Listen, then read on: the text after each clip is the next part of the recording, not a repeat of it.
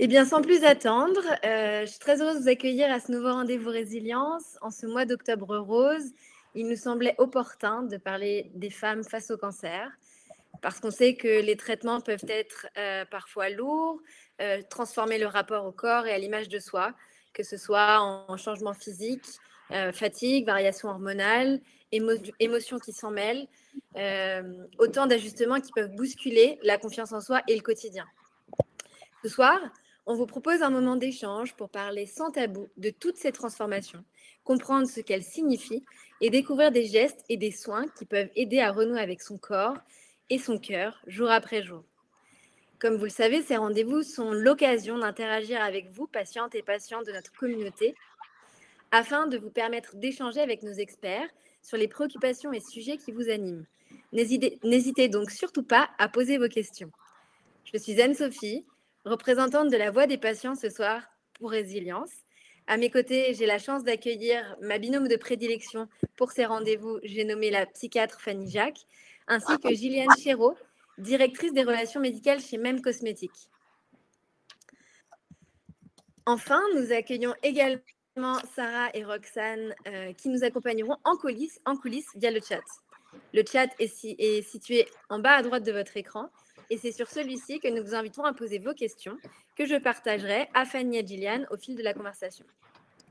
Un dernier point avant de débuter, nous vous prions d'éviter les questions trop spécifiques à votre parcours de soins.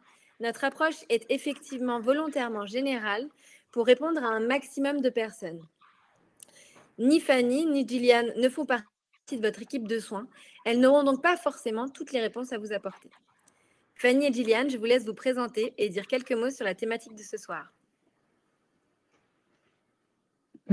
Fanny, tu peux commencer ? Bonjour tout le monde, bonjour à toutes et tous. Je suis ravie de vous trouver ou de vous retrouver. Peut-être que certains connaissent déjà ma tête. Donc effectivement, je suis psychiatre et je travaille chez Résilience, notamment sur toute la partie des soins de support, des programmes d'accompagnement, que ce soit des programmes pour gérer votre anxiété, la peur de la récidive, la fatigue, etc. Voilà, que vous pouvez trouver dans l'application. Et je suis ravie d'être avec vous ce soir pour parler d'une problématique qui va vous accompagner, hélas, tout au long de votre parcours, que ce soit pendant le cancer, mais aussi après les traitements. Hein. C'est ça qui est particulier avec cette problématique de la confiance en soi, c'est que ça rebat, je pense, entièrement les cartes en termes d'estime de soi, que ce soit sur l'image corporelle, mais aussi le bouleversement psychologique qu'une maladie grave peut avoir avec nous et pour nous. Et donc, c'est pas parce qu'on est soigné de son cancer que tout va être comme avant, et contrairement à ce que nos proches peuvent imaginer. Ben non, on est transformé définitivement. Ça passe aussi par l'estime et par la confiance en soi. C'est quelque chose qui va nous accompagner longtemps après, qui va laisser des traces de la maladie. Donc, voilà, je suis très heureuse de parler de ce sujet qui, je pense, à mon avis, doit toucher environ tous les patients qui sont atteints d'un cancer et même de façon plus large d'une maladie chronique de toutes les façons. Et du coup, pour reprendre la main de mon côté, donc je suis Gilliane et comme l'a très bien dit Anne-Sophie, effectivement, je travaille pour le laboratoire MEM donc depuis 6 ans en tant que directrice des relations médicales. Donc mon rôle chez MEM, pour le coup, c'est d'accompagner tout ce qui est professionnel de santé dans l'accompagnement, dans la prise en charge des effets secondaires cutanés et également au niveau de tout ce qui va être ongles, cuir chevelu. Et l'intérêt, c'est de pouvoir proposer des outils pour accompagner justement, soit en prévention, soit de manière un peu curative, ces effets secondaires et faire en sorte d'altérer le moins possible la qualité de vie au quotidien parce que, comme le disait très bien Fanny également, on a une modification qui est assez importante pendant les traitements, qu'elle soit physique ou psychologique. Et on est là également pour essayer justement de remettre en avant l'estime de soi, d'aider les personnes qui sont concernées à continuer de se sentir jolies, de continuer à prendre soin d'elles et de faire en sorte que ça ne devienne pas une corvée pendant les traitements, mais que ça reste vraiment un plaisir et un moment pour soi. Et c'est quelque chose qui est indispensable. Merci beaucoup à toutes les deux. Gillian, j'en profite juste pour rebondir. Pour celles et ceux qui ne connaîtraient pas le laboratoire Même Cosmétique, comme tu en parlais, est-ce que tu peux nous donner une rapide genèse de pourquoi ça s'est créé, il y a combien de temps, et notamment comment vous impliquez les patients? Bien sûr. Donc ça fait, 10 ans, très bientôt que la marque existe. Cette marque, elle s'est créée, d'un besoin justement d'apporter un peu de confort et de bien-être, dans le milieu de l'oncologie. Donc chez Même, on a tous été, confrontés, malheureusement au cancer, de par nos proches, en règle générale et on a vu dans cet accompagnement que, les produits qu'on pouvait, proposer souvent étaient, très médicalisés avec des packagings très neutres, pas d'odeur. Et on voulait vraiment que nos proches puissent retrouver justement cette envie et ce côté bien-être à l'utilisation de produits, cosmétiques. Donc l'intérêt, c'était de pouvoir, produire des produits à la fois, sûrs au niveau de la composition, vers lesquels on peut se tourner, en toute sécurité et des produits qui, voilà, qui font du bien, que ce soit, esthétiquement dans la salle de bain, mais que ce soit surtout au niveau sensorialité, donc avec, des odeurs, avec des textures et donc pour ça, on travaille énormément avec, des patients et des patientes. On a, des groupes, qui, se créent justement pour, faire tester des nouveaux parfums, faire tester, des arômes, notamment sur notre dentifrice où on a eu plusieurs possibilités et où l'intérêt était de savoir, ce qui passait le mieux quand on peut avoir des modifications au niveau du goût, par exemple. Et donc à côté des patientes, on travaille aussi beaucoup avec, des oncologues, avec des infirmières et énormément avec des socio-esthéticiennes puisque c'est elles en grande partie qui, utilisent et conseillent, nos produits aux patients et aux patientes. Donc voilà un petit peu, l'impact sur lequel on s'étend, globalement. Super. Ça tombe bien parce que donc dans les questions qu'on a reçues au préalable pour ce live, on a eu des questions autour du bien-être. Et donc la première, c'est est-ce qu'il existe des instituts de beauté partenaires de la lutte contre le cancer pour nous donner accès avec des tarifs préférentiels au massage de bien-être? Et Ça alors fait un peu le pont avec ce dont tu parlais, donc je te laisse. c'est ça. Donc effectivement, il existe, plusieurs façons de pouvoir, s'accorder un soin, un moment pour soi. La première façon, c'est, de passer, par une socio-esthéticienne et ça, on peut, en trouver, dans certaines structures hospitalières et c'est important de pouvoir en parler avec son équipe soignante, son équipe en soins de support pour savoir si, c'est quelque chose qui est proposé au sein de la structure. Ensuite, c'est quelque chose qu'on peut aussi retrouver dans beaucoup d'associations et notamment, dans les antennes de la Ligue contre le cancer où, énormément d'antennes, proposent des soins de socio-esthétique et on a également des instituts de beauté, spécialisés onco et dans ces cas-là, on peut se référer justement aux différentes antennes qui, connaissent sur, la région, les instituts et qui peuvent vous orienter de la meilleure des manières pour être sûr, de tomber entre de bonnes mains et effectivement, ces soins de socio-esthétique, sont, très importants et ils peuvent vous apporter beaucoup et vous avez notamment, des associations qui sont dédiées à ça et notamment Bel et Bien qui proposent, des soins, que ce soit au niveau du maquillage, au niveau de la manucure et cetera et plusieurs associations, de type, Étincelles que vous pouvez retrouver dans plusieurs villes ou, les maisons Rose Up qui, permettent aussi un accompagnement, un peu plus, complet et dans un cadre différent aussi de la structure hospitalière, dans des maisons qui sont, recréées de manière à faire une sorte de cocon un peu de bien-être pour vous accueillir. Oui, exactement. C'est vrai que le premier réflexe, c'est effectivement dans votre centre de soins d'aller voir le centre d'information aux patients pour poser des questions sur les soins de support. Normalement, chaque centre de lutte contre le cancer aujourd'hui en France doit proposer au minimum un soin de support. Donc, dans les soins de support, il y a aussi effectivement la socio-esthétique. Donc, n'hésitez pas à poser la question à votre équipe de soins et dans l'hôpital dans lequel vous êtes pris en charge. Et également, effectivement, comme le mentionnait Gillian, il y a plusieurs associations qui aujourd'hui en France proposent des ateliers spécifiques gratuits pour le patient, pour lesquels vous avez un rendez-vous préalable à prendre avec la socio-esthéticienne comme vous prendriez un rendez-vous en ville, puisqu'effectivement, elles ont aussi un planning assez rempli. Donc, effectivement, anticiper selon soit vos chimios à l'hôpital, soit en ville, pour effectivement avoir un rendez-vous avec cette personne qui peut à la fois traiter vos mains, à la fois traiter votre visage, un soin de la tête, un soin, enfin il y a plein de soins différents qui sont proposés et effectivement il y a plein d'associations comme effectivement Bel et Bien. On a aussi Tout le monde contre le cancer. Enfin bref, selon votre région, il y a forcément des solutions à votre disposition. Et Fanny, je pense, complétera aussi également sur le bien-être que peut procurer les soins de support socio-esthétique, à la fois physiquement et à la fois mentalement? Oui, bah, mentalement, Gilliane, j'imagine que toi, tu sais aussi ce dont tu parles, mais même les études ont démontré que c'est loin d'être inutile, c'est loin d'être superficiel ou c'est loin d'être futile. Souvent, les patients, après avoir été atteints d'un cancer, ils ne s'autorisent plus des choses toutes bêtes. Du registre des soins esthétiques, du massage, des choses comme ça. Comme si ils avaient moins le droit que les autres ou je sais pas. En tout cas, je sais qu'il y a une sorte de blocage autour de ça et puis aussi peut-être parce qu'il y a eu des marques physiques, des stigmates qui sont douloureux à porter. Mais j'ai rencontré pas mal de patientes moi qui se l'autorisent encore moins qu'avant en fait, qui vont être dans la culpabilité. Et donc moi, ces patientes, je leur dis, mais si vous ne le faites pas pour vous, mais faites-vous pour les autres, pour votre entourage, parce qu'en fait, ça fait du bien vraiment psychologiquement, les études le démontrent. Ça va améliorer l'estime de soi, ça va diminuer le risque de faire une dépression ou de présenter justement la peur de la récidive, etc. Ça permet vraiment de se reconnecter avec quelque chose de normal, en fait, auquel on a droit, qu'on faisait avant et qu'on peut encore faire aujourd'hui. Voilà, on est toujours vivant et on est des êtres humains comme les autres. Et donc, ça nous reconnecte avec, avec le moment présent.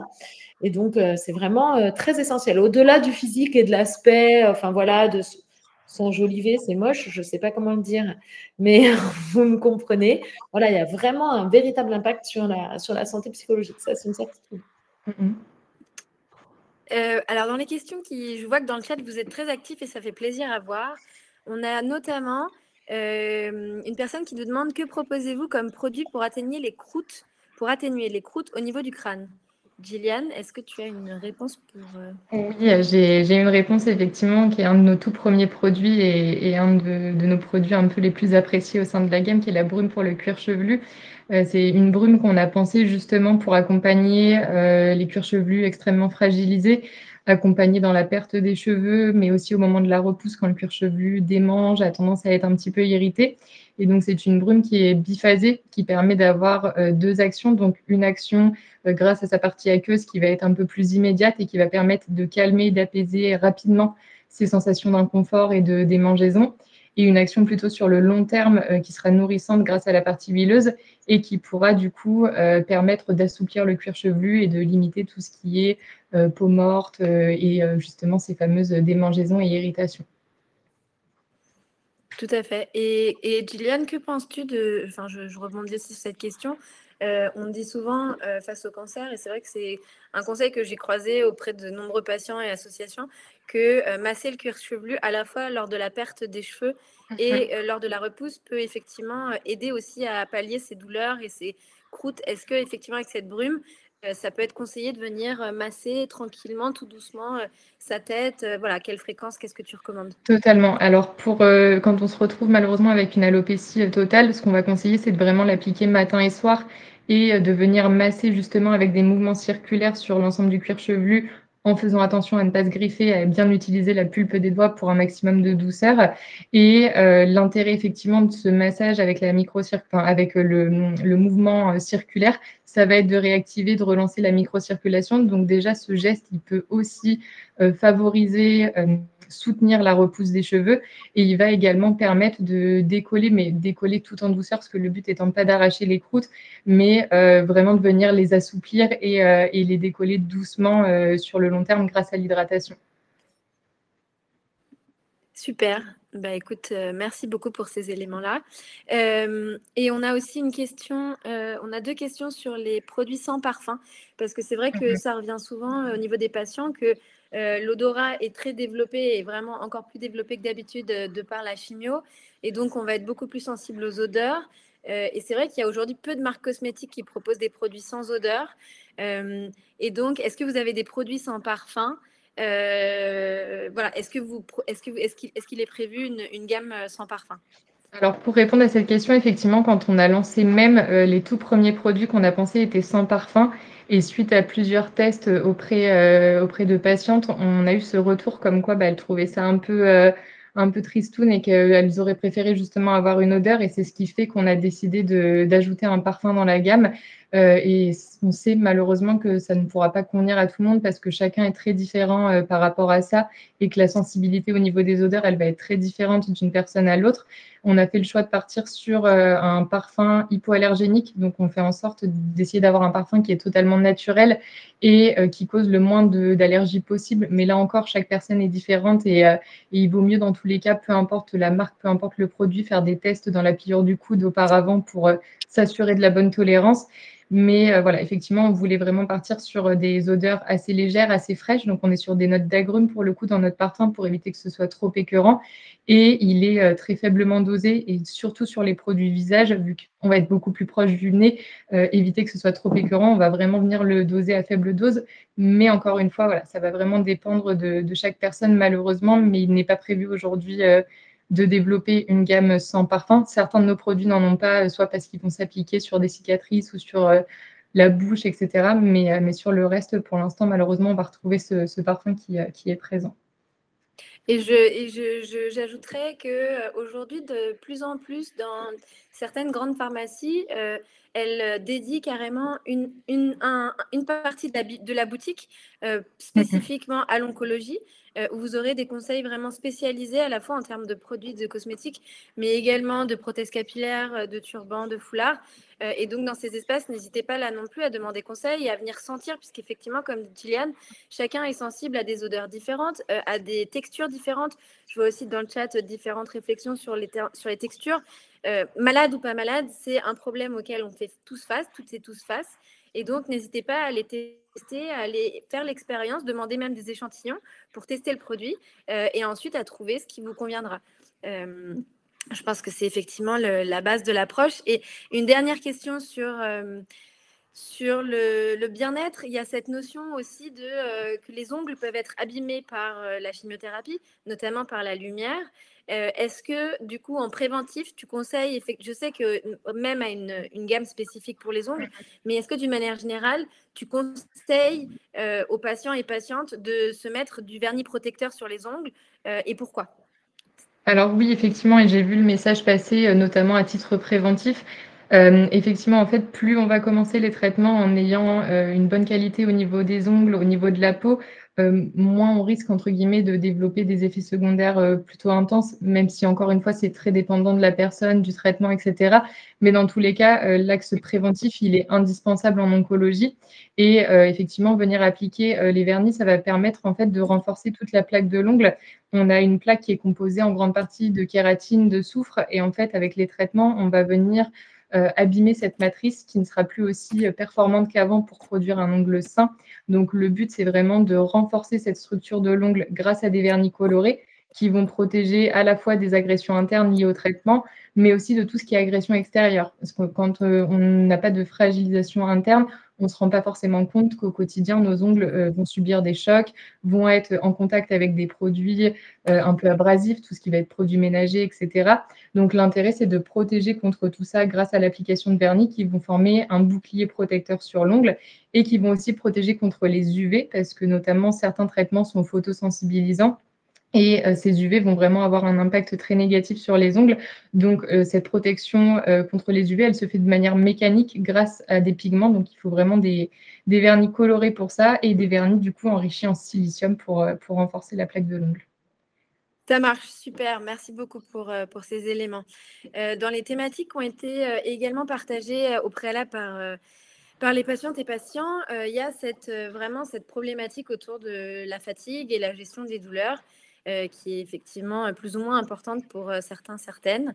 La première question, c'est, selon vous, Fanny et Gillian, pour combattre la fatigue, suffit-il de se reposer et d'attendre que ça passe ou avez-vous des conseils? Est-ce que tu veux que je prenne pour Bien sûr. démarrer? Alors, ça, c'est quelque chose de très fréquent, hein. Je crois qu'il y a 88% des patients qui ont un cancer, qui ont eu un cancer, qui vont souffrir de ce qu'on appelle la fatigue chronique. une fatigue qui est vraiment très différente de la fatigue que vous avez pu connaître lorsque vous avez la grippe ou voilà. Et je pense que c'est un type de fatigue que les personnes qui peut-être n'ont jamais eu de cancer ne peuvent pas vraiment comprendre. Donc déjà, voilà, c'est une fatigue très différente. Donc, quand vous dites « je suis fatiguée », ben, en fait, ça n'a pas du tout la même résonance. Il faut vraiment l'expliquer aux autres personnes parce que c'est une fatigue très différente. Et déjà, la différence, c'est que justement, elle ne va pas s'améliorer forcément avec le repos.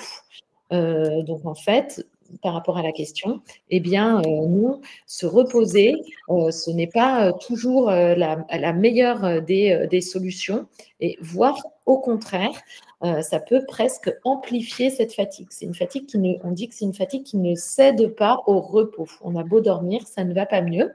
Et pourquoi? C'est parce que en fait, le corps fait ce qu'on appelle un déconditionnement. Donc, en fait, il se déshabitue, les muscles fondent un petit peu, ils se déshabituent parce qu'on fait moins d'activité physique et du coup, on se repose plus. Mais plus on se repose, plus les muscles fondent et plus le corps est déconditionné et plus on est fatigué.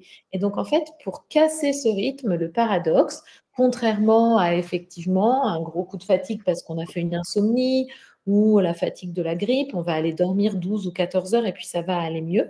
Là, le paradoxe, c'est que cette fatigue, pour l'améliorer, hein, parce que ce n'est pas toujours une fatigue que l'on peut guérir, en tout cas, ça prend du temps, il faut faire de l'activité physique. Donc, l'activité physique, ce n'est pas forcément du sport. Hein, je ne vous dis pas d'aller faire de la boxe ou de courir un marathon. Ça peut être monter des escaliers plutôt que de prendre l'ascenseur. Ça peut être porter ses courses, marcher pour aller chercher ses petits-enfants à l'école, faire un petit peu de jardinage, passer l'aspirateur, voilà. C'est hyper important de faire un petit peu d'activité physique tous les jours.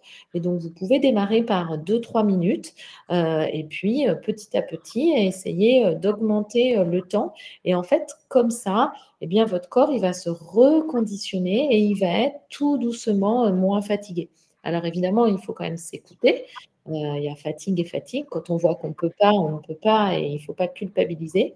Mais ça, c'est vraiment un précepte hyper important. C'est pour ça qu'il existe des programmes d'activité physique adaptés, justement, qui aident à lutter contre la fatigue. Et puis après, je laisserai la main à Gilliane, il y a aussi une participation psychologique de la fatigue. Je ne dis pas bien sûr que vous n'êtes pas fatigué, hein, je ne me permettrai pas du tout de dire ça, mais vous savez comment c'est la fatigue. Une fatigue parce qu'on n'a pas dormi de la nuit, parce que c'était le 31 décembre et qu'on a fait la fête avec les amis, ben le lendemain, en fait, on est quand même en forme. En revanche, la fatigue parce que on n'a pas dormi de la nuit, parce qu'on s'est fait du souci toute la nuit, ben, le lendemain, on va se sentir crevé. Donc, il y a une participation un peu psychologique. La fatigue, elle n'est pas toujours vécue de la même façon.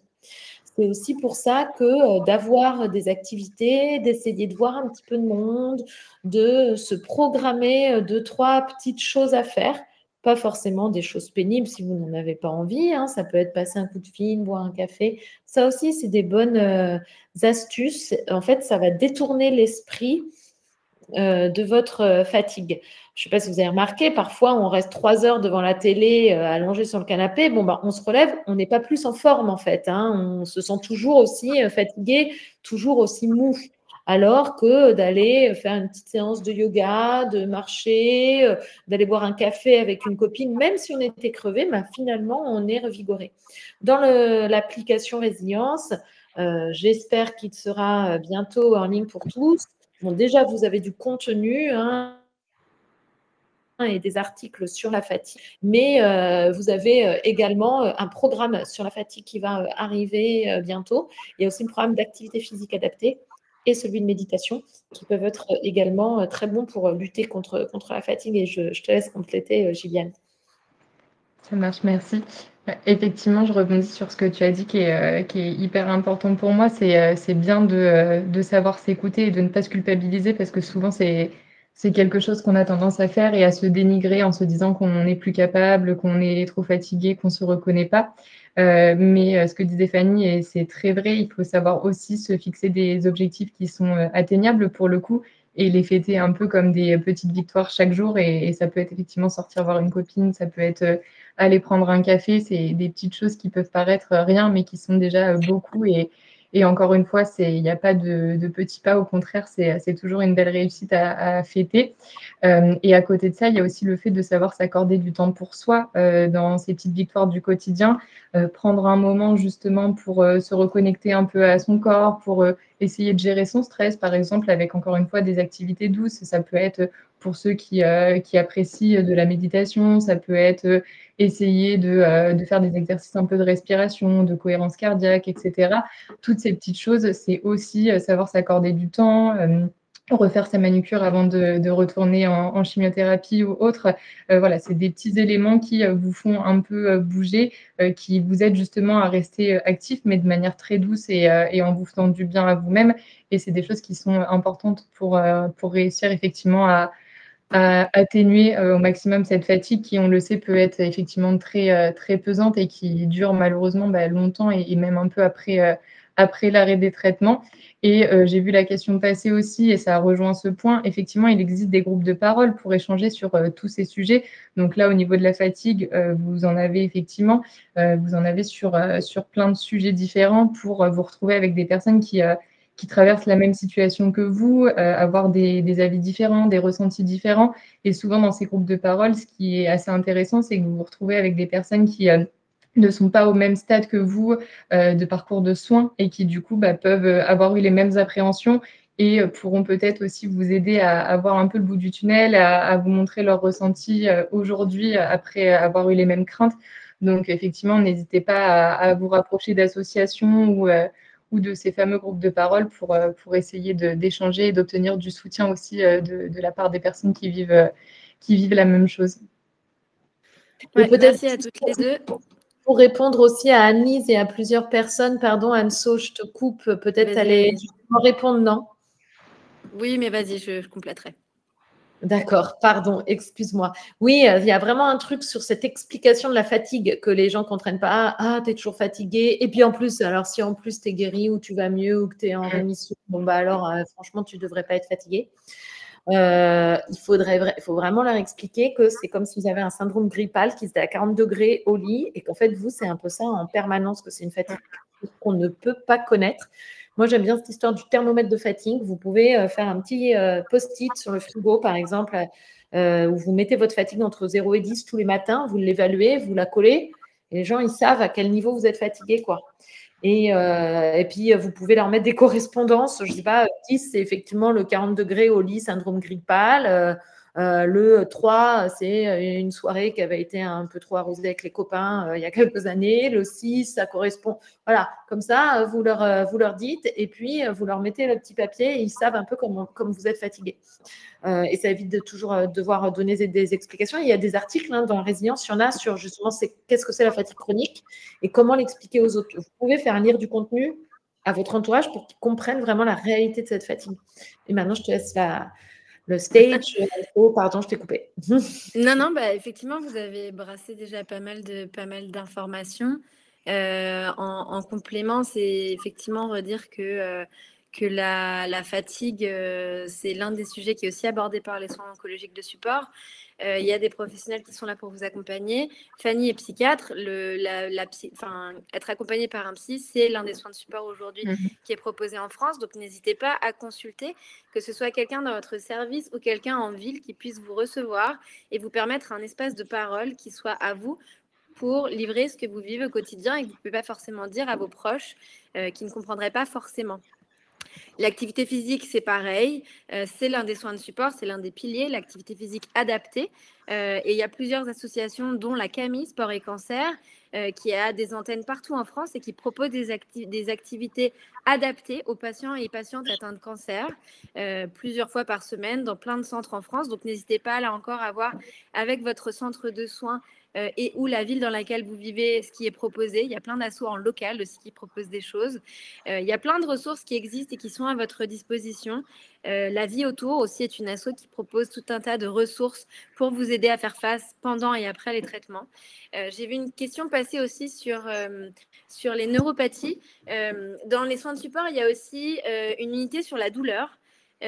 avec des professionnels de santé qui sont spécialisés dans l'accompagnement de la douleur. Donc là encore, n'hésitez pas à poser la question à votre équipe de soins, à votre oncologue, à votre infirmière de coordination pour avoir accès à un ou une professionnelle de la douleur et faire remonter votre douleur. Effectivement, les douleurs neurologiques, les neuropathies sont un vrai sujet aujourd'hui pour les patients atteints de cancer. Et donc, les faire remonter à votre équipe vous permettra d'être mieux prise en charge.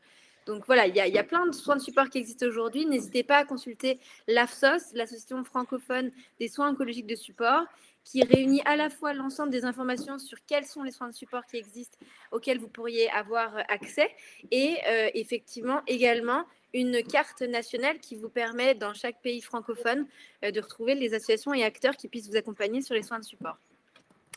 Si on reprend maintenant la liste des questions qui ont été posées,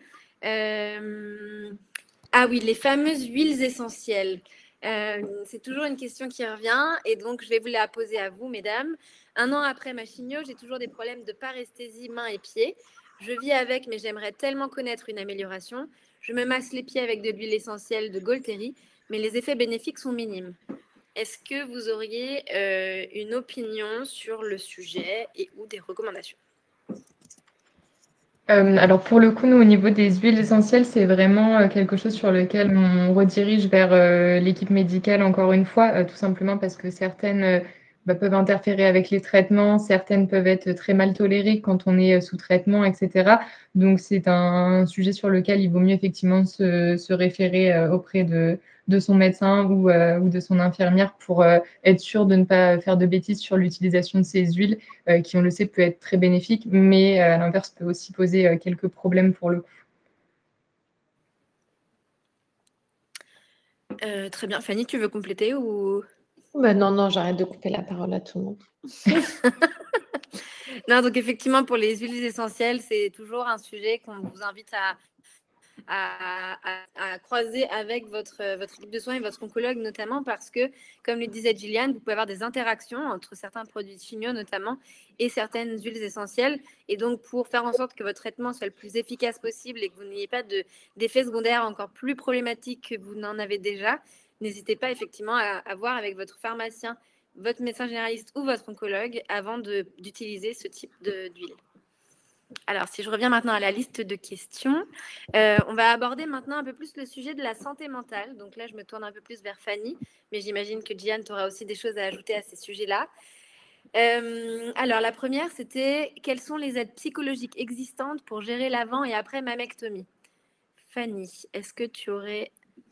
Mais là, presque, toi, Anso, tu vas peut-être presque avoir un peu plus de titres que moi. Non, mais c'est-à-dire que, en fait, je ne sais pas, c'est un domaine hyper vaste. Je ne connais pas exactement les aides spécifiques, en fait. Je pense que, à mon avis, si vous en ressentez besoin, évidemment, un soutien psychologique ou psychiatrique peut être nécessaire.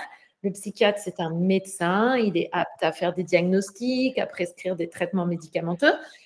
Et le psychologue, lui, a fait des études de psychologie, donc il ne peut pas faire de diagnostic, prescrire un antidépresseur ou faire un arrêt de travail, par exemple. En revanche, il peut vous soigner, vous aider à travailler sur la parole. Donc ça, déjà, c'est les deux pistes, psychologue ou psychiatre. J'ai disparu, je me revoilà.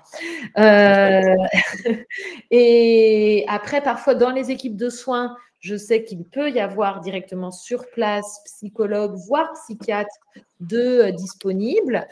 Vous pouvez aussi, la sécurité sociale, la mutuelle, elle peut prendre en charge tout ou partie des consultations médicales avec des psychiatres et même dans certaines circonstances, un nombre de consultations avec les psychologues. Je pense qu'il existe aussi des associations comme Rose Up, etc., qui peuvent proposer du soutien. Mais après, peut-être, Anso, tu connais mieux les aides dispo de façon globale, quoi. Gillian, est-ce que tu veux ajouter quelques mots ou tu veux que je... Pour le coup, nous, suite à ça, c'est plus par rapport à l'approche au corps. On sait que souvent, ce qui perturbe beaucoup psychologiquement les patientes, c'est qu'on touche effectivement directement à la féminité, donc c'est toujours très compliqué. Quand on passe aussi par une étape de reconstruction, on sait qu'il y a quand même le fait de réapprivoiser quand même ce nouveau corps qui n'est pas celui qu'on avait initialement pour le coup. Nous, on travaille beaucoup avec des professionnels et notamment des dermographistes qui vont recréer, par exemple, une aréole mammaire, ce qui va permettre de retrouver peut-être la poitrine aussi dans son intégralité et ce qui peut aider, entre guillemets, à faire le lien vers un nouveau départ avec un symbole de féminité qui est recréé, même s'il n'est plus le même. Ça, c'est des choses dont on parle peu, mais qui existent et sur lesquelles il faut bien se renseigner avant de se tourner vers les dermographes pour voilà, être sûr d'avoir quelqu'un d'adapté à la situation et qui saura recréer justement cette aréole de manière très naturelle et de manière à ce que vous vous sentiez bien avec. Encore une fois, ça passe aussi beaucoup par la socio-esthétique, le fait de pouvoir réapprivoiser son corps. J'ai lu dans les commentaires et c'est très juste, la socio-esthétique, c'est aussi le fait d'apprendre à retoucher ce corps. La cicatrice au niveau de la poitrine, on ne va pas forcément oser au début y toucher. Pareil pour un cuir chevelu nu suite à une alopécie, on ne va pas forcément oser le masser parce que ça nous fait bizarre. Et finalement, c'est en osant, mais ça prend du temps et chaque personne va bien sûr prendre le temps dont elle a besoin, mais c'est en y retouchant aussi qu'on va se dire que voilà, on est de nouveau en accord avec ce corps, que même si il nous fait vivre beaucoup de choses et beaucoup de douleurs, il peut aussi nous apporter beaucoup de bien-être et c'est important de pouvoir un peu faire ce juste milieu, de trouver cet équilibre entre la douleur et le bien-être qu'on peut ressentir. Mais effectivement, au niveau de cette approche psychologique, de mon côté, je dirais plutôt qu'il y a aussi toute cette approche un peu esthétique de pouvoir trouver de la lingerie aussi adaptée qui nous convient, qui nous permet de nous sentir féminines. Et pour ça, comme tu le disais, Anne-Sophie, il y a des corners oncologie en pharmacie qui se développent où on va pouvoir vous proposer des prothèses adaptées avec lesquelles vous serez à l'aise et de la lingerie qui ne montrera pas que vous sortez d'une opération, mais qui peut aussi vous aider à vous sentir jolie en lingerie, etc. Donc, c'est plein de petites choses sur lesquelles on peut se renseigner pour essayer d'axer sur ces leviers-là d'aide pour le coup. Ouais, pour compléter, en quelques mots, avant une mammectomie, une quelconque chirurgie, en fait, d'abord, c'est prendre le temps de se poser avec le chirurgien et l'oncologue pour poser toutes les questions que vous seriez à même d'avoir, pour être sûr que vous avez toutes les réponses et que le niveau d'anxiété descend progressivement à chaque fois que vous avez les réponses à vos questions. Et n'hésitez pas à demander à reformuler au chirurgien tant que la réponse n'est pas claire pour vous. Puisque l'idée, c'est vraiment que vous puissiez prendre une décision éclairée, c'est-à-dire que vous ayez toutes les réponses en main pour décider si oui ou non vous voulez faire cette opération. Donc, le chirurgien est à votre écoute pour vous expliquer comment va se passer l'intervention. L'anesthésiste va vous expliquer également comment il va vous endormir et comment il va gérer le pendant de l'opération et le réveil.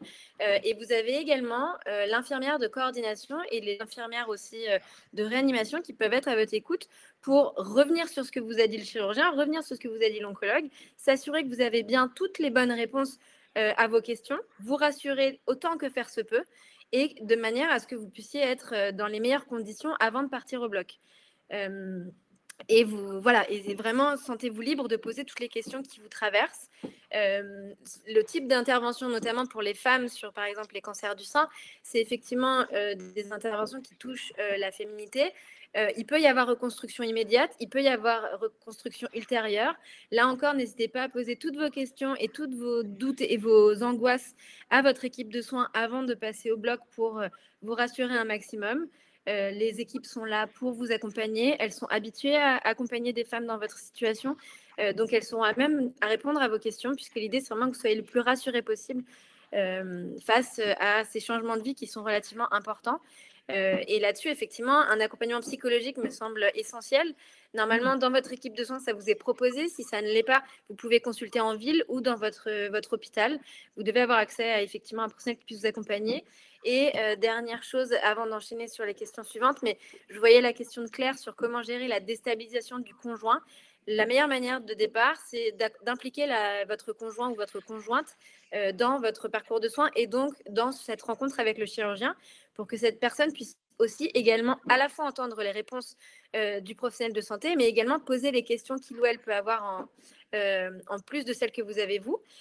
Comme le disait Gillian, il y a beaucoup de choses qui existent aujourd'hui sur la construction, notamment de pouvoir se faire tatouer un mamelon si on ne peut pas reconstruire un mamelon comme il y avait précédemment.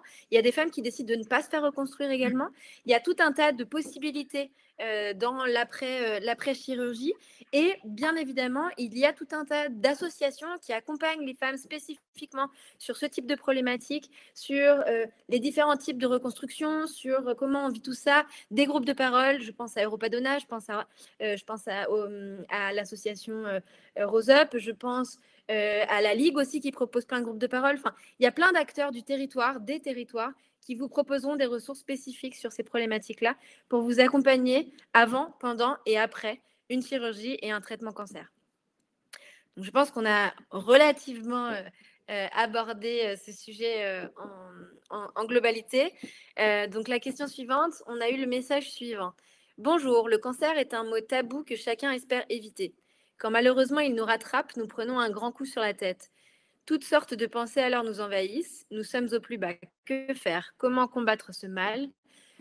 Tout seuls, nous ne pouvons y arriver. Si par bonheur, nous sommes bien entourés par la famille, les médecins ou encore des associations, nous pouvons améliorer quelque peu notre état de santé. À nous aussi de nous montrer solides, disciplinés, attentionnés pour améliorer notre situation. Notre image, notre amour-propre en a pris un coup. Transformons ce moment et montrons le meilleur de nous-mêmes comme si de rien n'était. Grâce à notre échange, je trouverai sans aucun doute de bonnes explications à mettre en pratique. Fanny, je me tourne vers toi. Est-ce que tu aurais des retours sur ce message que l'on a reçu? Oui, alors c'est un message commentaire en fait. Je cherche les points d'interrogation. Les pensées qui nous envahissent, nous sommes au plus bas. Que faire et comment combattre? Vous avez 8 heures devant vous parce que là, j'ai pas mal de choses à en dire, mais pour essayer d'être brève, parce que je vois quand même que l'heure tourne. Évidemment, bon, déjà, il faut regarder un petit peu comment est-ce qu'on va. Est-ce qu'on a une vraie dépression, par exemple? C'est-à-dire qu'est-ce qu'on est triste tous les jours? Est-ce qu'on a des problèmes à dormir, des idées anxieuses, voire des idées noires? Est-ce qu'on est ralenti? Est-ce qu'on rumine? Est-ce qu'on n'arrive plus à avoir du plaisir pour faire les choses, etc. Bon, si on fait un épisode dépressif, ce qui peut arriver pendant la maladie ou après la maladie, et là, ça, c'est pareil, il peut y avoir de l'incompréhension, des gens qui vous disent « mais enfin, tu vas mieux, tu es en rémission, alors pourquoi est-ce que tu fais une dépression, etc. Tu devrais aller bien. » Bon, en tout cas, si on a une dépression, tout comme dans la population générale, quand quelqu'un a une dépression, il faut voir son médecin traitant et potentiellement peut-être voir un médecin psychiatre, prendre un traitement médicamenteux. La dépression, c'est une vraie maladie qui nécessite des soins comme toute autre maladie. C'est pas une volonté, c'est pas parce qu'on est fragile et c'est pas avec un coup de pied aux fesses que ça va repartir. Non, ça se traite et il faut aller chez le médecin pour le traiter. Maintenant, en revanche, on peut également, sans faire une dépression, c'est vrai, ça s'est pris un petit coup derrière le carafon, ne pas être en forme, avoir des pensées en boucle, ruminer sur ce qui s'est passé, culpabiliser, ne pas comprendre, être en colère. Il y a tout un tsunami d'émotions, stresser pour la suite, se dire que peut-être ça va nous retomber dessus. Est-ce que si on récidive, si les traitements ne fonctionnent pas, comment est-ce qu'on va faire? Bon, dans la tête, c'est l'usine à gaz. Et un de mes conseils, parce qu'il y en a plein et c'est pas facile et c'est sans doute à travailler en psychothérapie quand on n'est pas bien, c'est d'essayer vraiment de se remettre dans le moment présent, de repartir du simple, de se lever le matin comme on peut le faire, à l'heure où on a envie de le faire et besoin de le faire, prendre sa douche, s'habiller, se maquiller, se coiffer, se raser, prendre son petit déjeuner, se faire son petit planning, évaluer justement son niveau de fatigue, son niveau d'énergie, se faire un petit planning le matin, l'après-midi, selon l'énergie que l'on sait qu'on va avoir, se programmer des petites choses un peu sympas sur notre journée, etc. Et puis tout le temps, essayer de ramener notre esprit au moment présent. On dit souvent que l'esprit, c'est comme un singe qui saute de branche en branche. On a du mal à le canaliser. Donc voilà, ce petit singe, il faut toujours être en train de le récupérer et de se dire non, ne pense pas à ta chimio, ton récidive ou pas, ton travail. Tu es en train de prendre ta douche, Savoure l'eau chaude sur ta peau. Effectivement, réfléchis peut-être à ce que tu vas manger au petit déjeuner ou la copine que tu vas voir cet après-midi, mais vraiment de se reconnecter au présent. C'est une gym mentale, hein, pour justement empêcher les pensées négatives à fluer. Il y a une citation que j'aime beaucoup, mais bon, je m'en souviens plus très bien, mais c'est il m'est arrivé, il y a eu beaucoup de choses qui me sont arrivées dans toute ma vie et il y en a certaines qui sont vraiment arrivées. Dans le sens où finalement, je ne connais plus exactement la citation, mais ce que ça veut dire, c'est qu'entre tout ce qu'on pense qui va nous arriver et ce qui nous arrive en réalité, il y a quand même un gros gap. Et finalement, on se pourrit la vie et le cerveau avec beaucoup, beaucoup de choses qui soit vont d'elles-mêmes se résoudre, soit même ne vont même pas arriver en fait. Donc, c'est hyper important de tout doucement apprendre à se débarrasser de ces pensées qui ne sont que des pensées. Il faut que vous vous disiez que c'est l'équivalent du cauchemar la nuit. Ces pensées qui sont des interprétations dont on ne sait pas si ça va se produire. Donc ça, c'est un travail qu'on appelle le travail cognitif, que vous pouvez faire avec un psychothérapeute si c'est vraiment trop envahissant. Mais c'est toutes ces ruminations. Par exemple, écrire, ça fait du bien. Plutôt que de ruminer 50 fois dans la tête la même chose, l'écrire, ça c'est bien. Souvent, ça permet de passer à autre chose.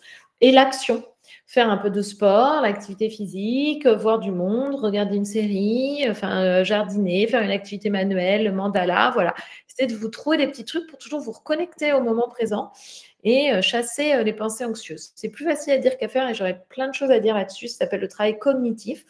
Il y a des exercices, je crois que le programme, il est libre, le programme anxiété dans Résilience.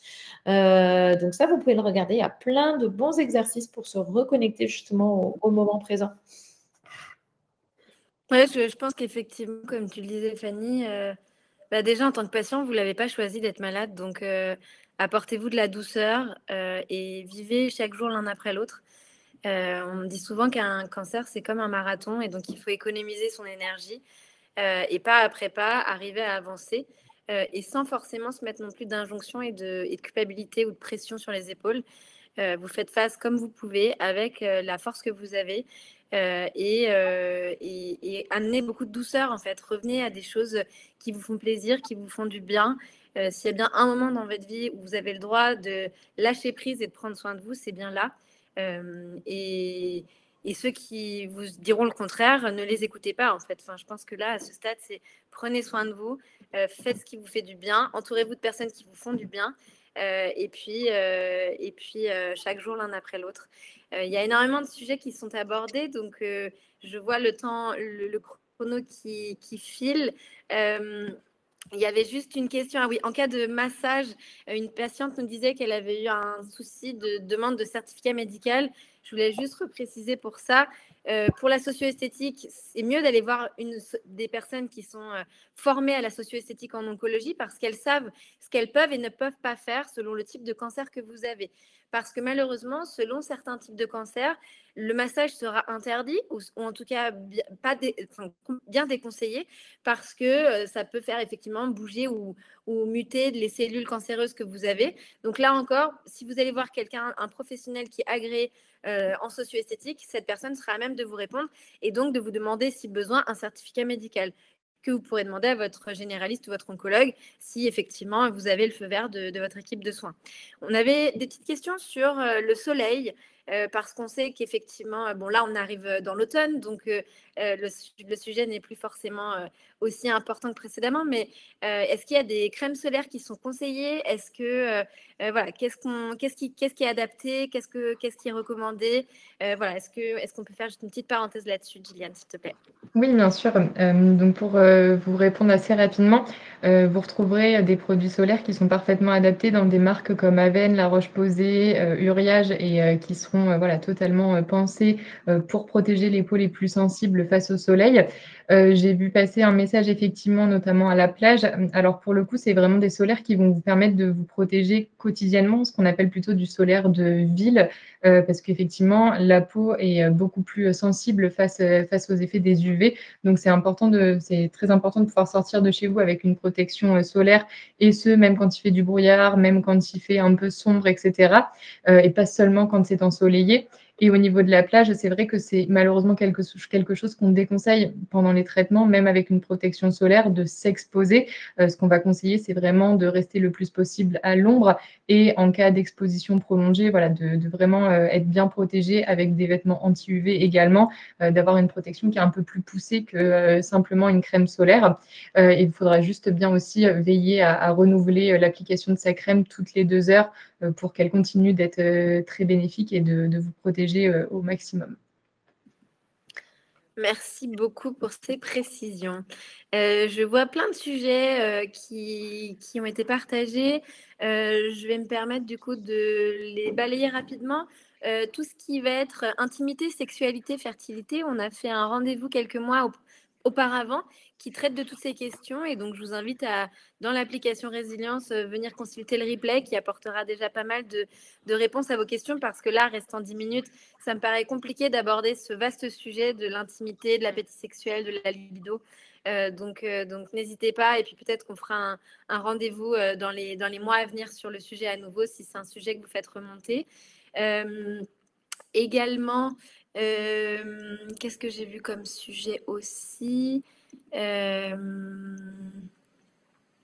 la reprise du travail, là encore, on a fait un rendez-vous en début d'année sur cancer et travail avec des coachs vraiment spécifiques sur tout le sujet du retour au travail, du mi-temps thérapeutique, du brain fog, qui est effectivement les troubles cognitifs qu'on peut avoir suite à la chimio.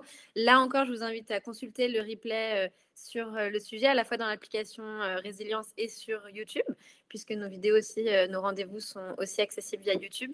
Et comme ça, vous aurez toutes les réponses sur ces sujets. Quel autre sujet? Il nous reste encore un petit peu de temps.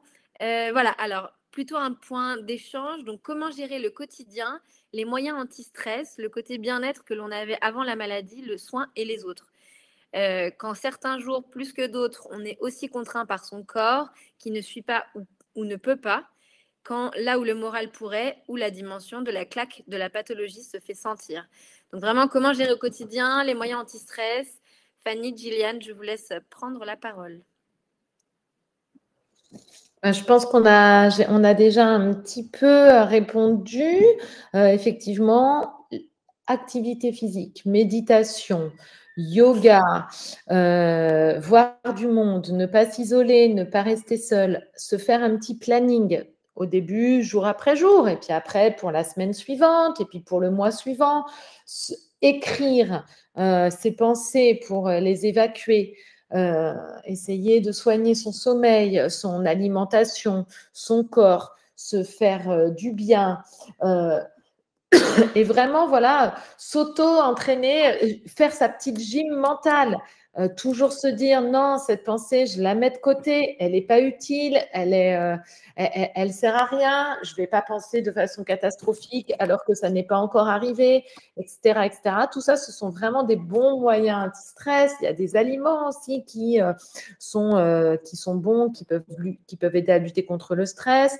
On parlait de la reprise du travail, la reprendre de façon progressive, discuter de notre situation avec les autres si on a envie de le faire, demander de l'aide des autres et bien leur expliquer que ce n'est pas parce que on est en rémission de notre cancer qu'on est comme avant et qu'il y a plein de choses sur lesquelles il va falloir se réaligner, que le cancer, c'est une maladie qui vous transforme durablement et que les autres doivent l'accepter et qu'au contraire, peut-être vous pouvez aussi faire bénéficier les autres de votre changement parce que, ben voilà, comme dans toute chose difficile, il y a aussi des choses positives qui peuvent émerger.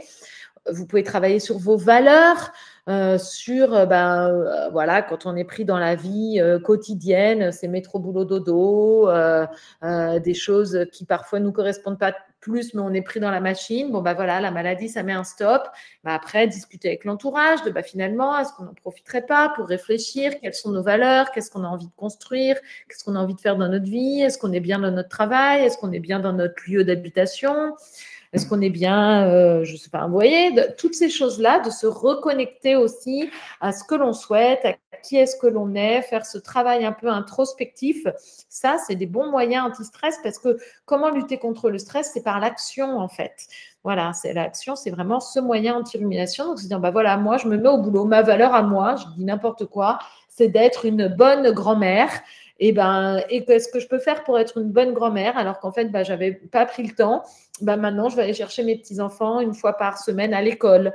Une fois par mois, je vais organiser un atelier gâteau. Ou ma valeur à moi, c'est d'aider les animaux. J'adore les animaux.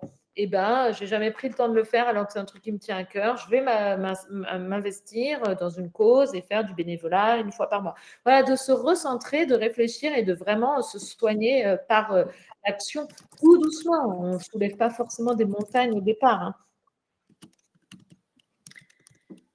Tout à fait. Oui, c'est sûr qu'il y a. En fait, il faut que chacun trouve chaussure à son pied. Et effectivement, il y a plein de manières de gérer son stress et donc d'arriver à trouver ce qui vous convient vous, d'expérimenter. Voilà, il y a plein de choses que Fanny a proposées. À vous de voir effectivement ce qui vous conviendra. En tout cas, portez-vous de la douceur et pas encore plus de pression parce que vous n'y arrivez pas ou parce que vous culpabilisez que ça ne fonctionne pas. Voilà, encore une fois, vous vivez quelque chose qui est assez exceptionnel dans votre vie. Et donc, traitez-le comme tel et apportez-vous de la douceur parce que vous ne l'avez jamais vécu précédemment. Et donc, voilà, c'est en expérimentant que vous saurez si ça vous convient ou si ça ne vous convient pas. On arrive au bout de ce live. Je vois qu'il y a plusieurs questions qui ont été posées autour de l'hormonothérapie. Donc, on va prendre peut-être 2-3 minutes pour les balayer rapidement. Hormonothérapie à la fois pour les femmes et pour les hommes. Les questions sont autour de la prise de poids. L'hormonothérapie fait prendre du poids, de la rétention d'eau malgré le sport. Que faire? Est-ce contre-indiqué de faire du sport plus intensivement? Je regroupe les 3 questions sur le sujet. Est-ce que l'une ou l'autre, vous auriez des éléments de réponse rapides sur le sujet? Gilliane? Oui. Donc effectivement, on le sait malheureusement, l'hormonothérapie a tendance à ralentir un peu le métabolisme, à favoriser le stockage des graisses et la rétention d'eau. Pour le coup, c'est aussi déjà un petit peu tout ce qu'on a balayé jusqu'à présent et ça va passer par l'hygiène de vie au global, c'est-à-dire essayer de maintenir une activité physique adaptée et donc une pratique d'un sport plutôt doux. Pour tout ce qui est rétention d'eau, ça va être notamment pratiquer de la marche douce, mais qui va permettre de stimuler un petit peu tout le réseau lymphatique, qui va permettre de redrainer un peu tout ça. Ça me passe aussi par l'alimentation. Essayer de favoriser une alimentation anti-inflammatoire le plus possible. Souvent, sous hormonaux, on fait face en fait à tout ce qui est stress, fatigue, donc on va avoir tendance à vouloir grignoter. On peut avoir aussi une augmentation de l'appétit. Ce qu'on va conseiller, c'est vraiment de faire attention à ça, de s'orienter possiblement vers une diététicienne pour essayer, ou un diététicien, pour essayer d'avoir un programme alimentaire adapté à soi. Et donc effectivement, gérer aussi son stress parce que le stress va vraiment être aussi lié à tout ce qui est augmentation de l'appétit, grignotage. Donc gérer son stress et après c'est plein de petites astuces aussi, continuer de boire beaucoup d'eau. Souvent avec la rétention d'eau, on se dit qu'il va falloir un petit peu moins boire, ce qui est pas du tout le cas, au contraire. Réduire un peu le sel dans son assiette. Certains aliments sont aussi drainants pour éviter de devoir passer par des compléments alimentaires qui sont pas toujours recommandés. Donc tout ce qui va être concombre, courgettes, etc.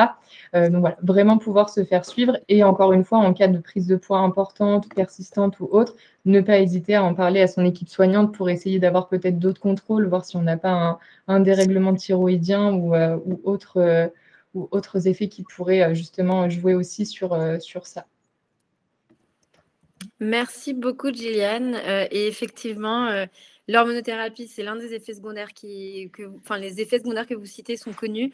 Donc, à nouveau, n'hésitez pas à faire remonter ces symptômes, cette prise de poids, cette rétention d'eau et les symptômes associés à votre équipe de soins. Ils seront à même, encore une fois, de pouvoir mieux vous aider à les prendre en charge, à améliorer votre qualité de vie au quotidien et à vous aider à trouver des solutions.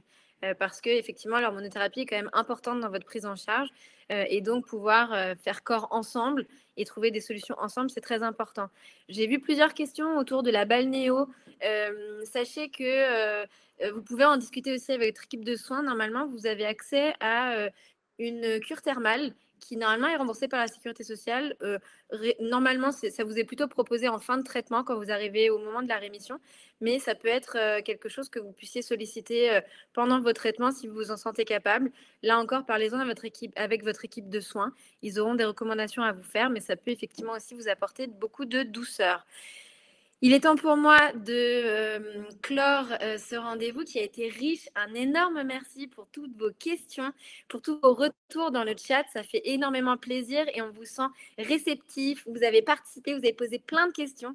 Donc, on est heureuse que ça ait été utile pour vous. Pardon. Avant de donner la parole à mes acolytes pour quelques mots de conclusion, un petit rappel pour vous dire que le prochain rendez-vous aura lieu le 18 novembre et cette fois-ci, on va aborder les cancers masculins avec Movember, puisque comme vous le savez, Octobre Rose, c'est autour des cancers de la femme et le mois de novembre avec Movember, c'est autour des cancers de l'homme. Donc, on invitera ces messieurs ainsi que toutes les conjointes, aidantes, proches qui souhaitent en savoir plus et poser leurs questions à nous rejoindre le 18 novembre.